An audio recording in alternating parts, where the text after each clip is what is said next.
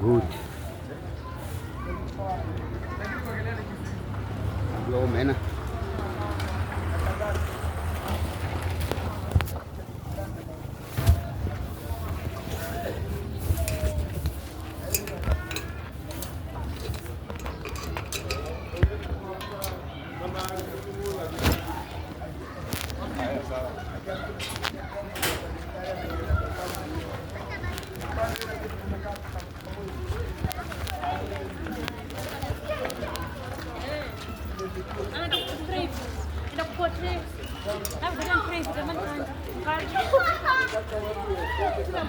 Amen.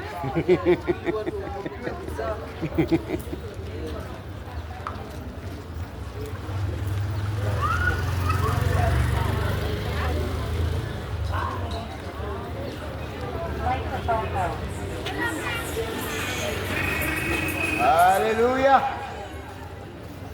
Basi ni jioni njema kwa wapita njia, kwa wanabiashara wa Saika siku ya leo. Siku ya leo basi ninawaletea habari njema. Basi na wasalimu kila mmoja, wanabodaboda, wale wote wanaosikia sauti hii siku ya leo.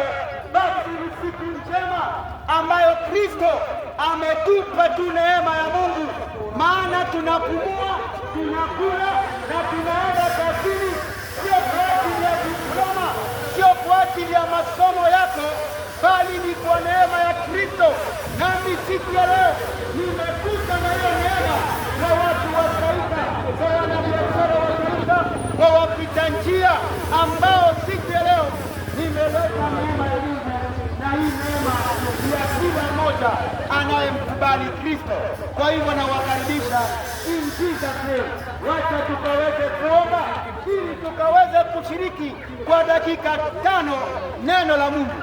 Baba, katika jina la Yesu tunakuinua kwa wapita njia, kwa watu wote wanabiashara, watu wote Bwana wa bodaboda, Yesu Kristo, wanaosikia sauti yako jioni ya leo. Bwana, tunakuinua Baba katika buti ya kwamba Bwana tukikanyaga kila roho zote za kifarisayo ambazo huwa zinapinga neno lako, nasi tunainua neno lako na tunasema likaweze kutubariki in Jesus name. Amen, amen. Sema amen kama unapenda Yesu Kristo. Yes. Kwa hivyo siku ya leo niko na neno ambalo Mungu ameweka ndani ya moyo wangu, na hili neno liko katika Yakobo. Yakobo 1. Yakobo ni James. Yakobo ni 1 mstari ni wa 14.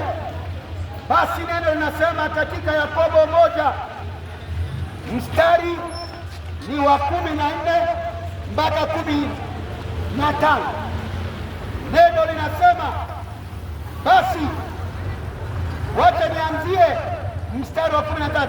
Mtu akijaribiwa, ninajaribiwa na Mungu, maana Mungu hawezi kujaribiwa na maovu, wala yeye mwenyewe hamjaribu mtu. Mstari wa 14, lakini kila mmoja hujaribiwa na tamaa yake mwenyewe, huku akivutwa na kudanganywa. Mstari wa 15, halafu ile tamaa ikisha kuchukua mimba huzaa dhambi, na ile dhambi ikisha kukomaa huzaa mauti. Na hilo ndilo neno la Mungu siku ya leo kwa watu wa Saika, ya kwamba siku ya leo basi huyu ni James anaongea, ama Yakobo anajaribu kuambia kanisa, na kanisa ni mimi na wewe. Kanisa silo jengo tunaendanga, ya kwamba tunaenda kanisani. Kanisa ni mimi na wewe dada, mimi na wewe mzee, mimi na wewe mwanabiashara. Mimi ndio kanisa na wewe. Na siku ya leo basi huyu ni Yakobo, alikuwa anaongelesha kanisa ambalo ya kwamba ananiambia ya kwamba kuna kitu ama kuna mdudu ambao unaitwa tamaa. anasema ya kwamba tamaa, mtu hujaribiwa na kuvutwa na tamaa yake. Huyu ni Yakobo anaongea in James chapter 1 verse 13 ya kwamba mtu huvutwa kwa ajili ya tamaa ya mwili wake, na ndiposa siku ya leo si Yakobo anahubiri, basi ni Yakobo wa 2025, maana hata mimi ninaitwa James. Kwa hivyo kulikuwa na Yakobo wa kitambo, lakini sasa siku ya leo basi kuna Yakobo ambayo Mungu ametuma jioni ya leo kwa watu wa Saika, ya kwamba anasema tamaa, mtu huvutwa kwa ajili ya tamaa yake mwenyewe. Na siku ya leo hii tamaa ndio mdudu mbaya kwa watu, kwa wanashirika, kwa yule anaenda kanisani, kwa wewe ambayo uendaji kanisani. Kuna kitu inaitwa tamaa, na kila mmoja ako ndani yake, kila mmoja ako nayo. Basi huyu ni James anasema tamaa ikisha kuiva huzaa dhambi, nayo dhambi ikikomaa huzaa mauti. Kwa hivyo siku ya leo nimekuja kuongelesha watu ambao wako na tamaa. Hata wewe unaenda kanisani kesho, ninajua uko na tamaa ndani ya moyo wako. Wewe mwanabiashara, wewe mtoto kijana, ninajua uko na tamaa. Je, tamaa yako ni gani? Maana huyu Yakobo anatuambia tamaa ikishaiva huzaa mauti, na ikikomaa basi huzaa dhambi, nayo dhambi huzaa kifo ambayo ni mauti. Siku ya leo nimekuja kuongelesha watu ambao wako na tamaa ndani ya mwili zao. Hii mwili ndio inaleta tamaa. Hii mwili ndio inakwambia mama, hautosheki na mzee. Hii mwili mzee ndio inakwambia ongeza mke mwingine. Kwa hivyo tamaa imejaa, na ndio maana hii mwili inakwambianga wewe mwanabiashara ya kwamba enda kwa Kamote uongeze nguvu kwa nabii wa uongo, ama Kamote utapata customer. Hii mwili inakwambianga, hii mwili ninakwambianga mama, ongeza mzee mwingine, hautosheki na mzee wako. Ndio maana uko na wazee watano, uko na mzee wa kulipa nyumba, wa kuzaa watoto, wa shopping, basi na wengine wa kununua nguo. Basi hiyo ni mwili na hiyo ni tamaa, nayo tamaa basi inaleta dhambi, nayo dhambi inazaa mauti. Kwa hivyo there is people who are dead man walking, they have lust, kwa sababu ya tamaa. Siku ya leo kuna watu dead man walking.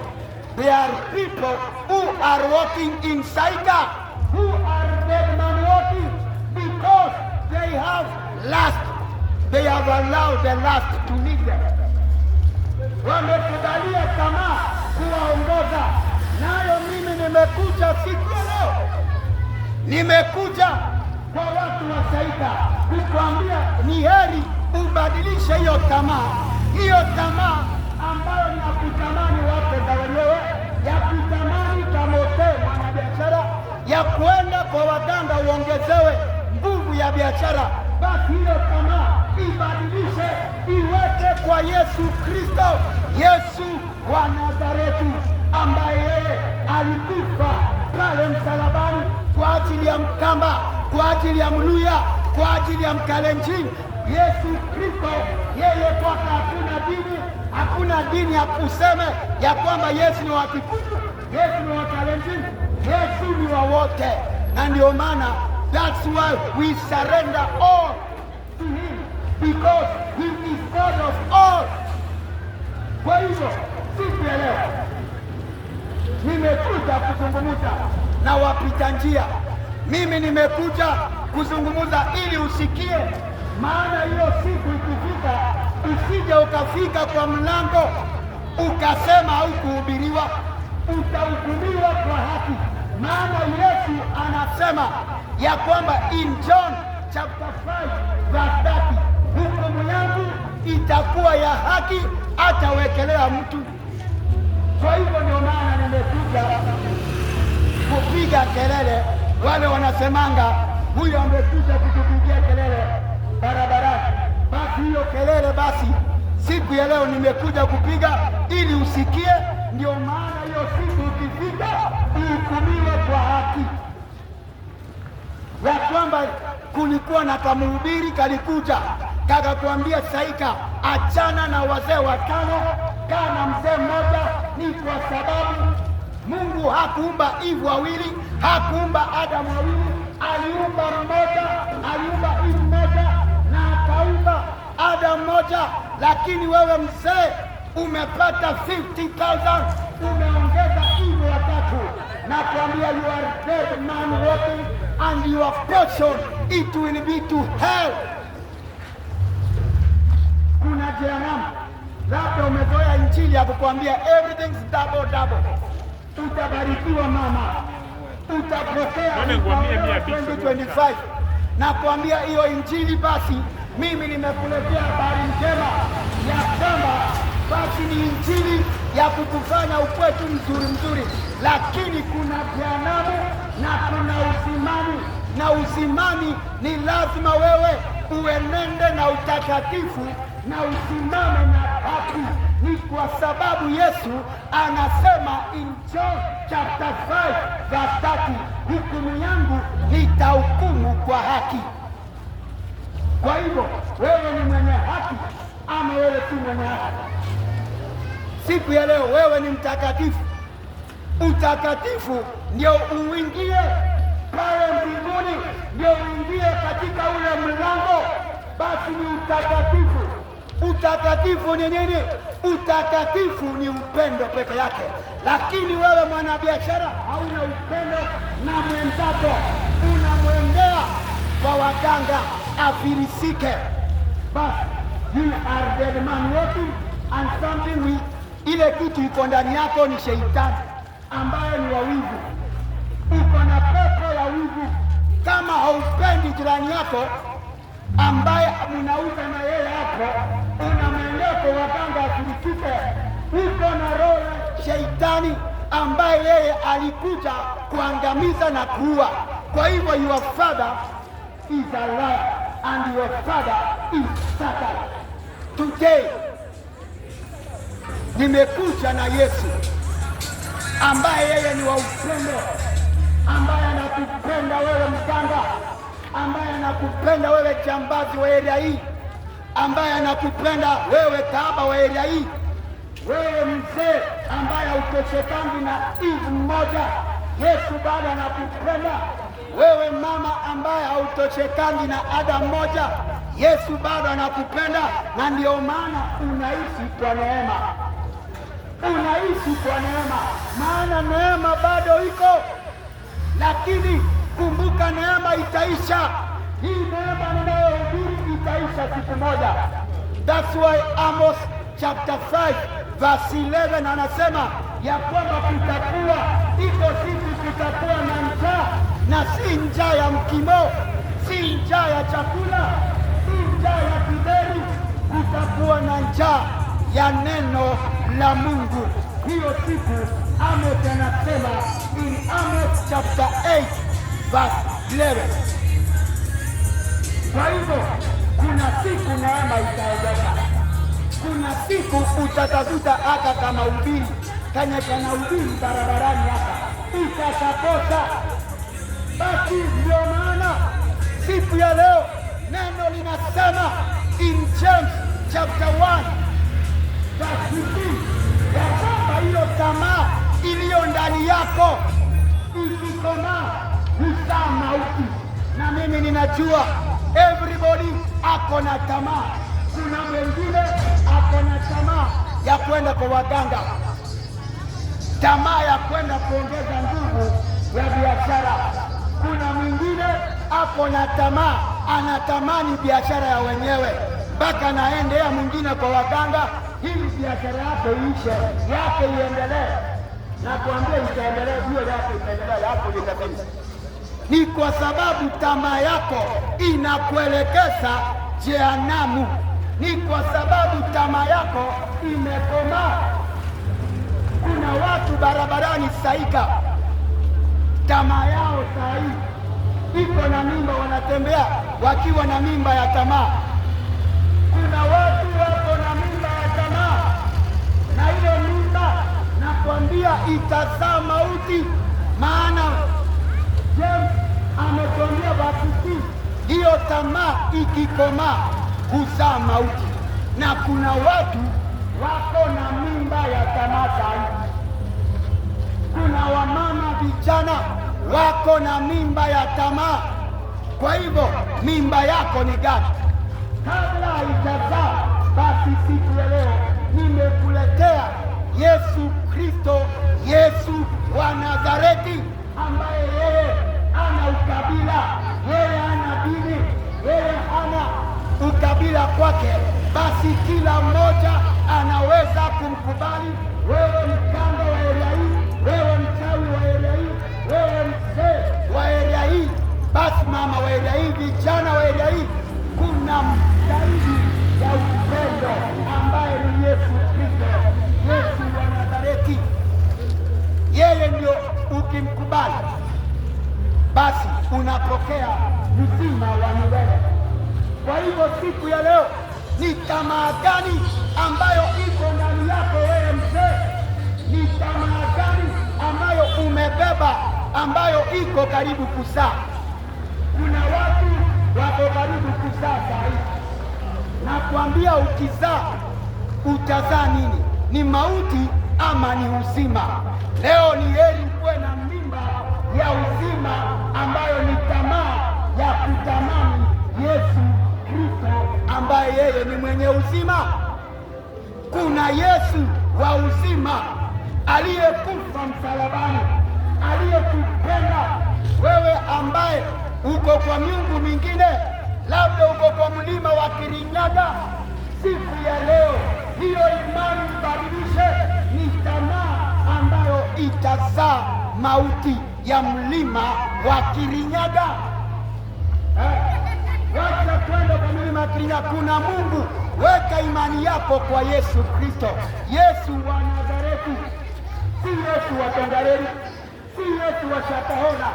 Wewe ambaye umeweka imani yako kwa Yesu wa Shakahola, unafunga mpaka ukufe, but you are dead man walking, and your portion it will be to hell, kwa sababu you are suicide yourself. Hata ukifika pale, Yesu atakuuliza umekuja kufanya nini? Hautamalisha mishoni yako kule Kenya. Ati nilisomewa Biblia nifunge mpaka nikufe, watakurusha jehanamu. Si mzungumuzi yule Yesu. Hata Arsenal kuna Yesu.